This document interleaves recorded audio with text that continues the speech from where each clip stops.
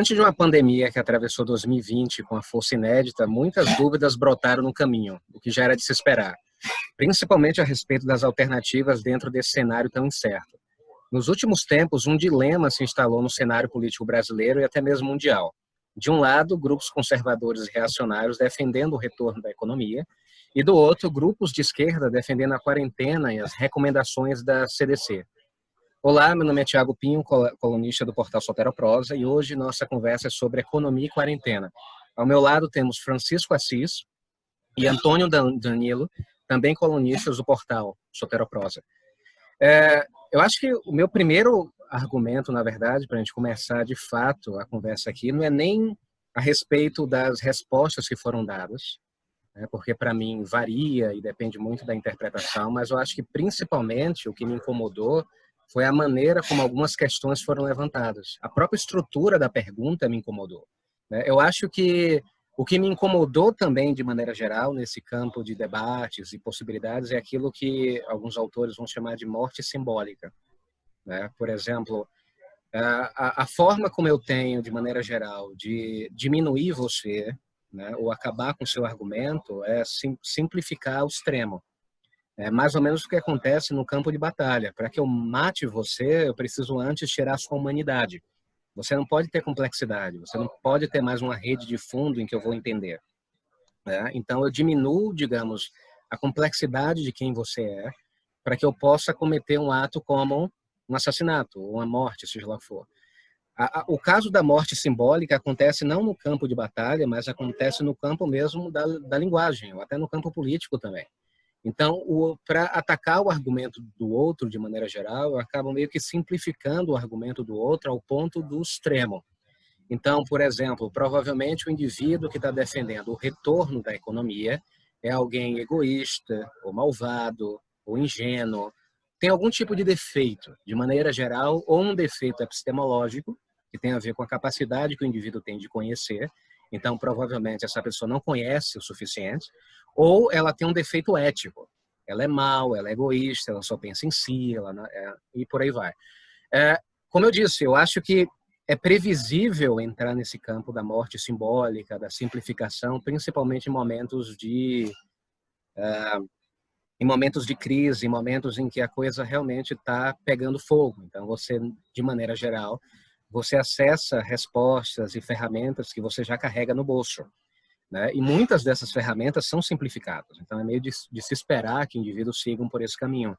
Mas, ao mesmo tempo, eu não sei se ajuda tanto, digamos assim. Eu acho que o problema, de maneira geral, no caso da esquerda, foi apresentar uma situação complexa como se fosse de fácil entendimento. Ou seja, vamos todos para a quarentena que vai estar tudo bem. O que, ao mesmo tempo, é irônico, porque se você pega na década de 60, autores que trabalhavam com a ideia do controle estatal, do corpo, da saúde, por aí vai, como Foucault, Agamben e outros, eles tinham o maior cuidado em relação a esse discurso bem intencionado. Mas é claro que a minha defesa, em particular, eu acho que a quarentena, né, durante esse processo inteiro, foi a melhor alternativa, né? Só que eu acho que não é uma alternativa tão simples assim. Eu acho que sempre vai ter custo. Eu acho que o problema que mais me incomodou nesse debate entre esquerda e direita foi apresentar um cenário como se não tivesse custo, né? Principalmente quando você moraliza debates complexos.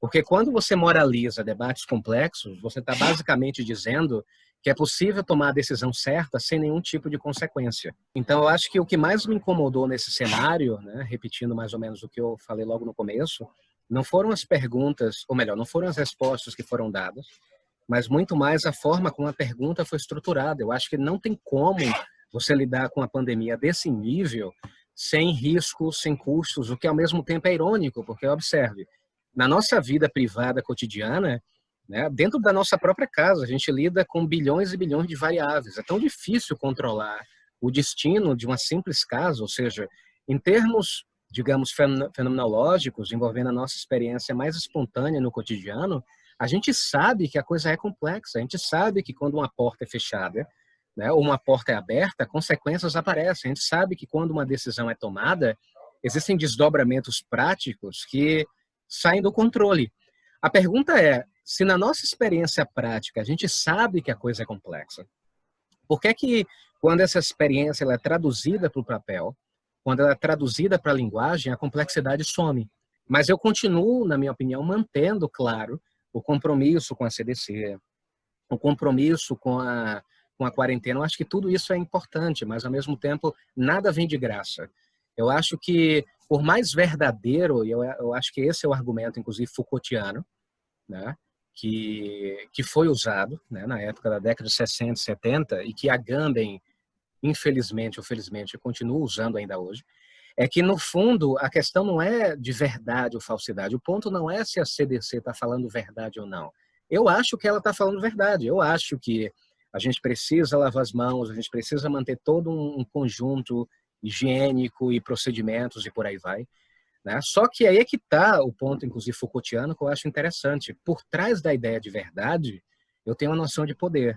Então, mesmo sendo verdadeiro tudo que está sendo dito e produzido, existem certas consequências na subjetividade do outro, certas consequências na maneira como a gente percebe a gente e os outros, a maneira como a gente fiscaliza o nosso comportamento e do outro.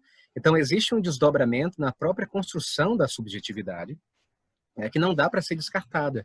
Ainda que eu ache que é verdadeiro. Mas o critério do debate não deveria ser um critério simplesmente epistemológico. Ah, é verdadeiro ou não? Ah, é fake news ou não? Talvez seja mais complexo do que isso, né? Talvez mesmo sendo verdadeiro, você tem consequências estranhas aí rolando. Então, resumindo, para não prolongar muito, eu acho que o ponto principal para mim é sempre manter a ideia no horizonte de que o cenário é mais complexo do que parece. Não adianta imaginar que eu posso, através de uma pessoa, ou de um partido, ou de um tipo de conjunto de procedimentos metodológicos, controlar as variáveis de um país inteiro. O que, para mim, é irônico. Eu não consigo controlar as variáveis da minha casa, né? Porque é tão complexo, a coisa sai do controle e, ao mesmo tempo, eu tento criar um planejamento de como as coisas são, de como minha casa deve ser, como minha esposa e meu relacionamento devem ser, mas não é assim. A coisa sai do controle, sai do rumo. Cada decisão tem consequências que se abrem para múltiplas possibilidades. Eu acho que é normal que a direita simplifique, mas quando eu vejo a esquerda fazendo a mesma coisa, eu acho isso meio preocupante. Eu acho que o nosso compromisso, acima de tudo, não é oferecer ao público 10 mandamentos ou 10 procedimentos de como lidar com a pandemia, mas muito mais manter sempre esse espírito de possibilidades. Eu acho que esse campo de possibilidades nunca pode ser perdido. Se a direita reacionária ela quer simplificar, tudo bem, mas no nosso caso, o espírito reflexivo tem que continuar o tempo todo aceso. Mas, enfim, eu queria ouvir de vocês, mais ou menos, o que é que vocês acham. Por exemplo, vamos começar agora com o Danilo, já que você está na minha esquerda aqui, né, do vídeo. Para manter a fidelidade à esquerda, né? Rapaz, boa noite, Francisco, Tiago e a todos que estão acompanhando a gente aí. Eu concordo com você, em linhas gerais eu concordo com você. Agora, o que eu acho é o seguinte, no calor da situação, e você colocou muito bem isso também, a questão da pressa para formular perguntas quando as coisas ainda estão aparecendo, né? As coisas vão aparecendo, a gente já tem a pressa de dar a resposta, uma resposta pronta. Fez com que a esquerda, nesse afã, até por estar numa situação de que a extrema-direita está forçando a polarização, eu costumo dizer forçando a polarização pelo seguinte, para algumas correntes da esquerda, infelizmente, essas correntes estão tendo até mais vozes do que as correntes mais críticas, e mais cautelosas também, vamos dizer assim, eles estão, para essas correntes, está havendo uma polarização entre extrema-direita do governo Bolsonaro e a extrema-esquerda. Ou seja, eles estão caindo nessa fala da polarização. Isso é ruim para a esquerda. Porque assim, nós não estamos polarizando com... Eu costumo dizer o seguinte, polarização se faz entre esquerda civilizada e direita civilizada. Você cair na polarização com um governo que é altamente autoritário, que tem forte viés antidemocrático, é uma roubada para a esquerda. Então, nesse ponto, concordo totalmente com o Tiago. Eu acho que não faz bem. Eu acho que essa questão de você cair nessa polarização de CPF de um lado, CNPJ do outro, não é bom para a esquerda. E ficou meio que um raciocínio também, mostra meio que uma preguiça também de formular alternativas de possibilidades, de entrar no debate mais a fundo. Mostra também uma tentação de cair na provocação do bolsonarismo e começar a taxar, às vezes até pessoas que não são bolsonaristas, mas que estão apoiando uma abertura gradual, como tendente ao bolsonarismo. Aí a gente vê pessoas governantes como o Flávio Dino, que é um político de esquerda, para mim, um dos maiores nomes da esquerda atualmente, porque é um cara que senta para conversar com visões totalmente diferentes. Você vê que ele se reuniu com o Luciano Huck e com outros, que ele disse que tem que entender o que as elites pensam também. Ou seja, é um cara com visão. Quando a gente percebe, quer dizer, no estado dele, a pandemia ainda em alta, e ele já tem um plano de abertura gradual da economia e começar a ir e vir, ou seja, afrouxar, apertar, ou seja, respondendo à ciência, respondendo aos dados, isso dá uma certa confusão na cabeça daqueles que costumam pensar a coisa da forma mais binária, né? Por quê? Porque o cara se baseou na ciência, né? Ele não entrou nessa polarização da discussão. Ele sabe que o estado do Maranhão é extremamente pobre, é um estado extremamente pobre. Ele tem um grave, quer dizer, ele, segundo algumas fontes que eu li, ele tem ajustado as finanças do estado desde que assumiu, né? Mas é um estado extremamente pobre, é um estado que está conseguindo fazer milagre na área da educação, por exemplo, mas aí você, num estado desse, você tem que se tapar de um buraco para tapar outro. Então, assim, quando a pandemia veio, com certeza, isso já ficou claro, e ele nunca negou isso, por exemplo, pegou em cheio a saúde lá do Maranhão. Então, o que é que ele fez? Não, ele não entrou nessa polarização dessa discussão. Ele, primeiro, foi o primeiro lugar que teve lockdown, ou seja, quando precisou tomar uma medida radical, foi tomada. A capital foi a primeira a tomar, a aderir ao lockdown, com o apoio do governo do estado. Então, assim, eu acho que o caminho é esse. É você pautar, mais do que nunca agora, num momento como esse, mais do que nunca, temos que pautar num debate científico mesmo, ao invés de ficarmos nesse jogo fazendo o jogo da extrema-direita. E se você não apoia a quarentena, não é isso. A quarentena é o método, já foi demonstrado no mundo todo, que é a quarentena e o isolamento social, vamos dizer assim. A quarentena é algo mais forte, né? Mas o isolamento social é o melhor caminho para se combater. Não porque você vai impedir novas contaminações, mas porque você vai frear o ritmo, né? O ritmo da contaminação. Então isso gera menos impacto no sistema de saúde. Então você pode fazer isso, mas por outro lado, você ter plano de uma abertura gradual é importante sim, porque nós temos que pensar o seguinte: o grande empresário, se ele quebrar, entre aspas, ele vai ter mais capacidade de se recuperar do que aquele que é o trabalhador, né? E não só o trabalhador, mas como o ambulante, como o informal de todo tipo, né? Os trabalhos precarizados. Então, assim, tem que ter um plano para esse pessoal também. É óbvio que eles vão ter que se enquadrar também. Aí que eu acho interessante, só para encerrar minha fala, para não me alongar muito, a atuação de Rui Costa e de ACM Neto, sem querer fazer propaganda nenhum dos dois, mas eu achei bem interessante.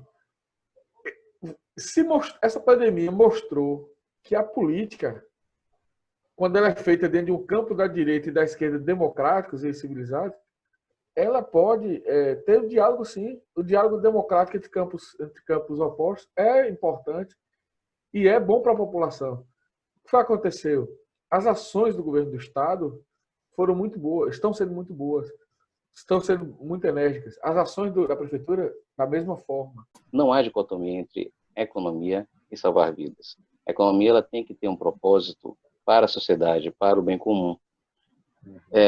Nós estamos numa etapa que dificilmente um isolamento social apenas resolveria. Talvez uma atitude até mais extrema, um lockdown.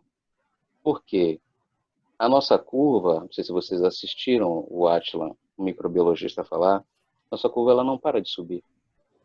À medida em que ela não para de subir, ela vai estar sempre no pico, sempre no alto, não é? E o achatamento da curva se daria à medida em que houvesse o isolamento social e houvesse testes, mas o cenário brasileiro é completamente avesso a tudo isso. Não há teste em massa. E o que se percebe é que vai ficar essa estrutura de abrir e fechar a economia o tempo todo. Isso vai agravar a situação. E olha que ainda estamos na primeira onda, não chegamos nem na segunda onda ainda. Espero que não cheguemos a isso, essa segunda onda de surto, né? Mas eu queria atentar para um aspecto específico, que é o papel do Estado. O Estado, uma das suas funções dentro da economia é ser um redistribuidor de renda. E isso a gente tem deixado aqui meio de lado. O Brasil criou um sistema, um benefício de R$ 600 por 3 meses, que agora se cogita mais 2 vezes de 300 ou 3 vezes de 200, totalizando R$ 600. Entretanto, isso não é o suficiente. Por que não é o suficiente? Porque na medida em que se estimula o consumo, você tem toda uma rede integrada, todo um sistema integrado que vai se beneficiar com isso. Então, fazer isolamento social é necessário, não é?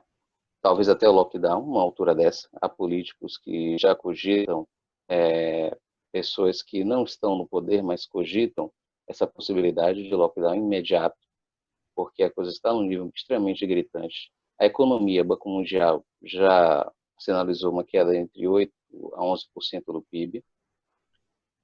Nós estamos com um nível de desemprego altíssimo, dívida pública altíssima, então o cenário econômico não está favorável. Só que para fazer um sistema de benefício que seja realmente, que se espalhe realmente de maneira positiva, é necessário que se altere também o sistema tributário. E aí vem outro problema. Por que outro problema? O imposto no Brasil, a carga tributária, ela incide muito mais sobre bens de consumo. Não é ICMS, Imposto sobre Circulação de Mercadorias e Serviços. Sobre o consumo, é uma carga tributária maior. Só que a carga tributária que é incidida no imposto de renda é menor. O que deveríamos ter é exatamente o contrário, uma carga tributária maior em relação à renda das pessoas e uma carga proporcionalmente menor em relação ao consumo. Por quê? A maior parte das pessoas que estão recebendo os benefícios, e a gente sabe muito bem disso, são famílias pobres. Essas famílias gastam quase tudo que recebem, consomem quase tudo. Então, a propensão marginal a poupar, que é uma expressão keynesiana de Keynes, ela é muito pequena, enquanto a classe mais alta tem uma propensão marginal a poupar maior, poupa mais. Até o Paulo Guedes, não tem tanto tempo assim, fez um comentário, né, jocoso sobre isso, que os pobres gastam muito. Ele, economista, ele sabe que, como economista, que realmente é assim. Mas gasta quase tudo porque não tem alternativa, tem que consumir, precisa consumir. Precisamos superar essa barreira dicotômica urgentemente. Implementar políticas de ações econômicas firmes, sérias, ainda que à custa de um lockdown. Isso é necessário. É necessário porque a gente precisa realmente salvar vidas. Acho que a gente tem que discutir, depois em outros momentos, né, planos, né, sobre o que fazer, né, para articular o que a gente pode pensar em termos de planejamento para o Brasil. Mas eu acho que falta na esquerda um tipo de horizonte meio pragmático, né? A gente não tem, né? Eu lembro de uma discussão de Zizek, que eu até comentei com vocês, que ele fala do filme V de Vingança, né? Que eu não sei se vocês lembram, né? O filme V de Vingança, muito bom. Aí no final do filme tem lá o povo saindo na rua com máscara, né? Aquela atitude revolucionária, derrubando o sistema, todo mundo feliz. E aí Zizek diz assim, eu venderia minha mãe, né? Eu não sei se ele estava brincando ou falando sério, mas eu venderia minha mãe para assistir o V de Vingança parte 2. O que é o V de Vingança parte 2? Tudo bem, a gente derrubou o sistema, tá todo mundo na rua, e agora? Como é que a gente vai organizar a água? Né? Como a gente vai ensinar quem? Eu acho que às vezes essa atitude pragmática que está faltando... Polanski, que é um cara mais ortodoxo do que o Zizek, mas ele nos anos 70 ele já falava isso, 60, 70. Ele dizia o seguinte, eu não admito que a esquerda não tenha um plano para uma transição ao socialismo. Por quê? Ele diz, porque quando a burguesia foi tomar o poder na época da Revolução Francesa, todos os seus grandes pensadores já tinham pensado o Estado burguês antes mesmo do Estado burguês. Ou seja, tem coisas que você só aprende na prática, claro, mas as bases já tinham sido lançadas. E ele falou que não existia esse tipo de perspectiva no socialismo. Ou seja, é derrubar o sistema e vamos ver o que a gente vai... E para Zizek eu acho interessante, porque para ele a falta de alternativa não é um problema de falta de conhecimento. É porque a falta de alternativa já carrega um sentido nele mesmo, ou seja, a resistência em si. Ou seja, a resistência, o fato de resistir já é uma atitude de vida, já é uma identidade. Não é o que é que eu estou propondo, não é o que vem depois, mas essa atitude constante de estar sempre se opondo. Então, é isso. Eu acho que o nosso tempo terminou. Mas eu queria agradecer a Danilo, queria agradecer a Francisco pela participação, o debate foi muito legal. Também, muito obrigado. Eu que agradeço a vocês dois aí pela E você que está assistindo agora a gente, todo domingo tem um vídeo novo no nosso canal, soteroprosa.com. Não esqueça também de acessar nosso portal, né, com vários ensaios legais, super críticos, incríveis.